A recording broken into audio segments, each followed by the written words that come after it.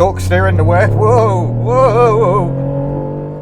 In this video, I've been waiting a long time for this. 2 years, in fact, since I met the owner of this car and said I would like to drive it. It is an Alfa Romeo 164 Cloverleaf. There is thunder in the air. There is gorgeous Italian styling and a thoroughbred V6 engine. Oh, I think this is going to be an exciting day. So let's take a look. Let's tell you more about the Alfa Romeo 164. For a starter, this is one of a group of 4 cars that were all built or developed on the same platform. The Saab 9000, the Fiat Croma, the Lancia Fima, the Alfa Romeo 164. The Alfa Romeo 164 is the most distinctive of that breed. The suspension is actually quite different. How much of a joint project it ended up being, I'm not entirely sure. The styling is by Enrico Fumia at Pininfarina, and I think it's beautiful. Just a beautiful sort of wedge shape, the high boot line. It's a beautiful car. I love the two-tone effect. I love these alloy wheels. It is a thing of absolute beauty. Cloverleaf was a sporty top of the range model. I myself have had a 164 Lusso. That's sounding very exciting. Which was the automatic version with just the 12 valve engine. I'm not sure if this is 12 or 24, but it should be entertaining. But yeah, let's just take in this wondrous styling a bit more. I think the facelift they did later, they made the headlamp smaller, ruined the car. I like the blocky, edgy styling. It's got obviously the famous Alfa Romeo grille is part of the design, but you got these lovely door handles, and it's worth saying these cars are made with quality in mind.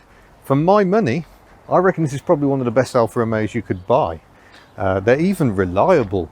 Mine was the first car I ever owned with working air conditioning. Lovely rear light detail, just this strip at the back. Q2, woohoo, and Zandvoort, it has been around that track. There's no external boot release, there's nothing hiding under here. You have to press a button on the dashboard. It's got sports exhaust. You will like the sound of it very much. I think we'd better have a quick look at the engine before the weather turns. I fear it will. But there we go, the mighty Busso V6 engine. I thought I would fire it up just so we can hear it. But it is magnificently beautiful, even just to look at. The technical specs I will list here, but so much drama, even just looking at it, with these chrome intake trumpets, these lovely cam covers. It's a masterpiece of an engine in what I think is a masterpiece of a car. We have stepped inside because it is rather dark, but yeah, look at that for a display of warning lights. But out most of them go. That's okay.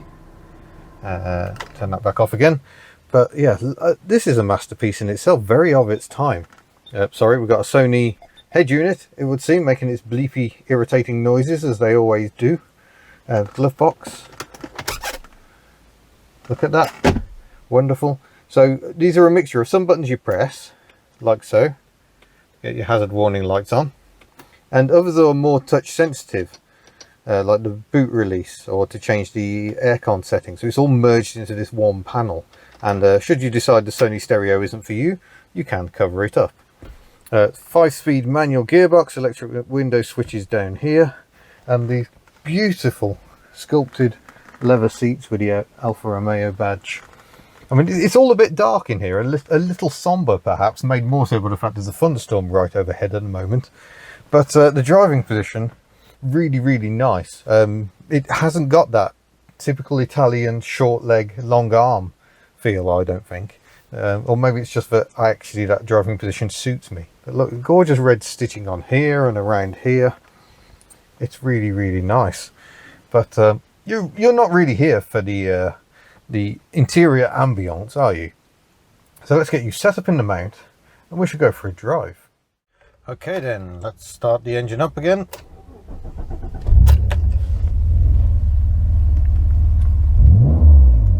Oh, certainly sounds purposeful. Windscreen wiper test. The washers are a little feeble. The wipers are a little slow, and they also seem to park in a slightly odd way. So they do an extra swipe and then park higher up. They're actually meant to park further down the screen. So that's a bit peculiar. And we got a triangle of doom because I don't think they're actually operating right. Which reminds me very much of my own 164 that had the same issue where the wipers just didn't park properly.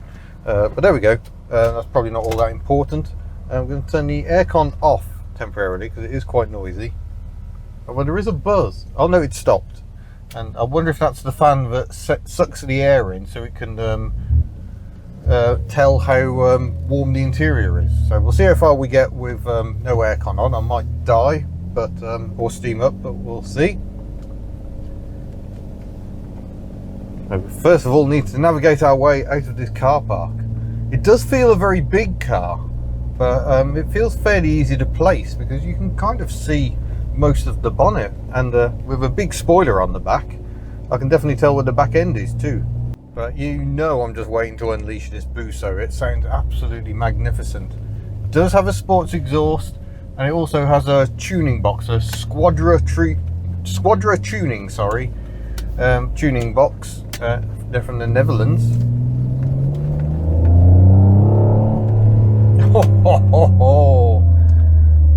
Let's hope we can find some roads to play on to do that engine justice. Yeah, I remember the steering. It's very direct. So they used the fact it's power assisted to make it really quick. Because yeah, I wouldn't fancy turning it with those huge meats on. It's yeah, it's a lot of weight in this car.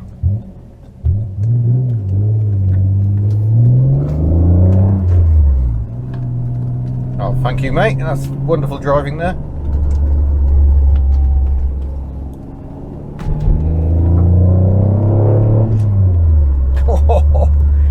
Oh, that exhaust really opens up the soundtrack somewhat. The ride is rather firm, although there should be a button here to adjust the damping. The damping is actually done in a hidden switch back here in the glove box, I think. So if I press that, I think that'll make things even firmer still. So that's a full-on sport mode. I'm not sure it makes a massive difference. It's gone from feeling firm to feeling firm. Yeah, what a splendid car. And it's amazing how different this feels to a Saab 9000. I always found the Saab 9000 never turned in quickly enough. I wonder if that's because I was used to the quickness of the Alfa Romeo steering. Got a little display here. I've got battery voltage, oil pressure, water temperature and fuel. I bet this can get through some fuel if you're really having a fun time. We're approaching Old Warden, which is home of the Shuttleworth collection. Do check that out. A fine car museum, but mostly an aero museum, and some very, very elderly flying aeroplanes.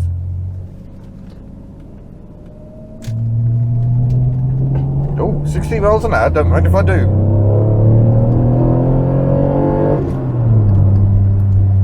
I think I'm doing 60-ish. It's hard to tell because the speedometer has stopped working. I seem to remember mine did that as well. But there you go.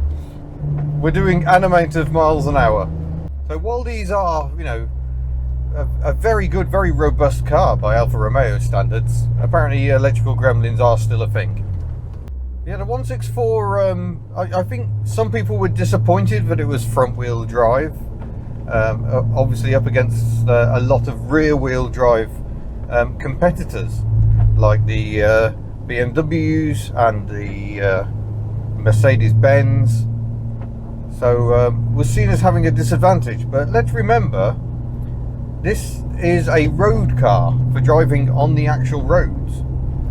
Oh, wipers have parked low this time. Yeah, I mean, how much power can you actually exploit on the road? And I'm not sure a rear-wheel drive chassis is actually any sort of advantage. But yes, the power just comes on so readily. There's an excellent amount of mid-range torque. I'm not sure how this exhaust would do on a longer journey. It could get a bit boomy perhaps. But yeah, it's a fun motor.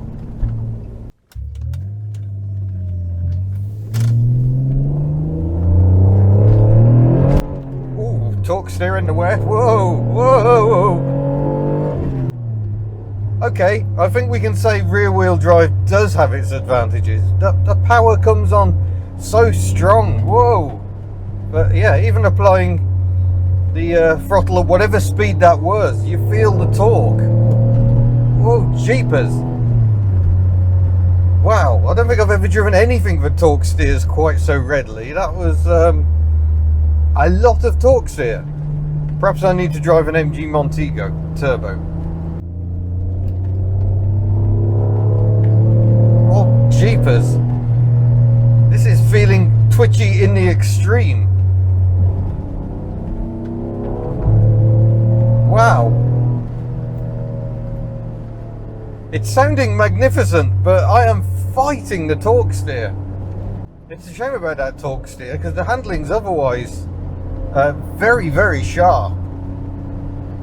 But the steering wheel feels absolutely enormous. Yeah, these are very underrated cars, I reckon, the 164s. There's a slight case of don't meet your heroes here. I've always wanted to drive a red and grey two-tone Cloverleaf.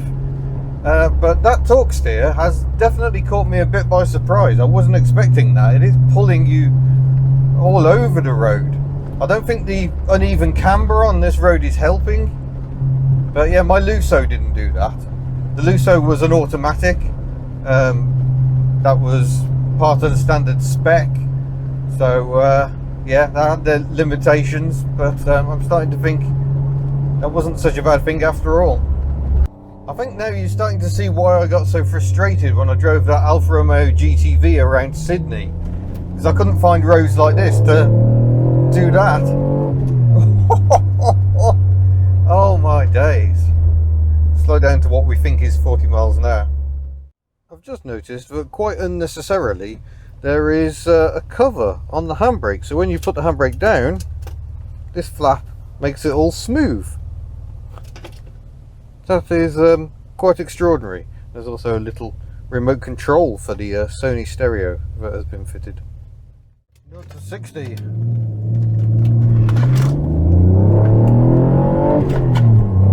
That's worked well. Oh, speedometer. Oh, that appears to be 60. Yeah, you run out of speed quite quickly in this car, but oh, that noise is just something else, isn't it? Oh, absolutely glorious. But, you know, while the engine clearly dominates, it's an amazing engine. They sound magnificent. This car is so much more than just an engine. I think the 164s are a great package. Sure, pushing the limitations of front-wheel drive handling, especially at the time this car was made in the sort of late 80s. Early 90s, but oh jeepers, it's a car that feels like it was built with passion. It is so very, very Italian, and I love that. These days cars have become a little bit homogenous, even Alfa Romeos, I think. And yeah, this just so screams Italian powerhouse, and I love it for that. But yeah, oh,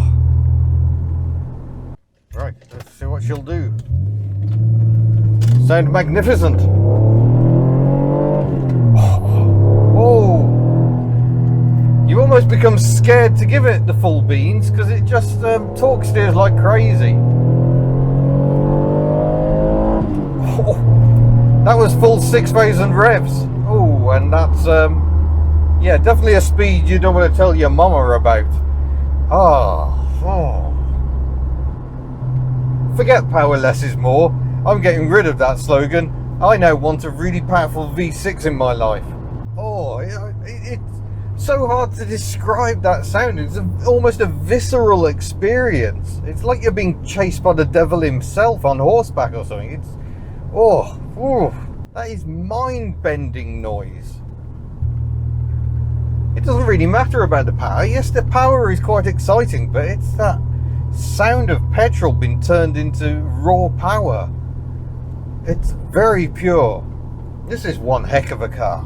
But it must be said, you can enjoy it just driving around like this. We're in 5th gear, below 2,000 revs, pottering around. and it sounds fine, really. Oh gosh, that almost feels more like an emotion than a motor vehicle. It's quite extraordinary. It really has just brought back all the magic I remember from my own. It's making me feel very stupid for selling my own for very, very little money, because it had a sticking brake caliper, and back then I had even less of a clue than I have now. But I mean, just look at it. It's breathtaking. It turns out one reason it torque steers like something that torque steers a lot is it has a limited slip diff, and apparently it really does torque steer very badly over bumpy roads. So I picked entirely the wrong terrain to actually do an acceleration test. But wow, yeah, that's been an experience, and that surely is what an Alfa Romeo is all about. So thank you very much for watching. Don't forget you can head to the Hub Nut store and buy lovely merchandise, and I shall see you in a future video. Farewell.